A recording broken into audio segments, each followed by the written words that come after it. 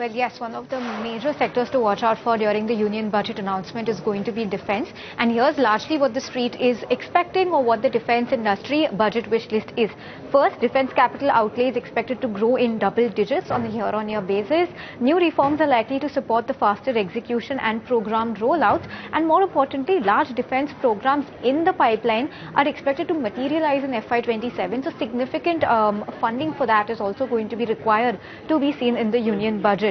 If you take a look at what the historic allocation trend has been for the defense space, it's significantly gone up incrementally with a very large or a very sharp jump coming in FY23 compared to FY22. Moreover, if you take a look at the FY26 versus the FY25 figure, there's been an increase of 9.5% on a year-on-year basis. So that was a significant jump as well.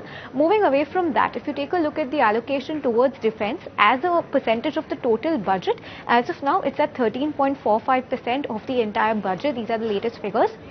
And this, of course, is the highest among all the ministries. So defense gets the highest allocation in the union budget. If you take a look at the FY26 defense breakup, how the budget allocation was utilized, 26% towards defense services, 46% towards armed forces, 24% towards defense pensions, and 4% towards civil organizations. Going ahead, the focus of the government is likely to be on indigenization, modernization, and promoting defense exports.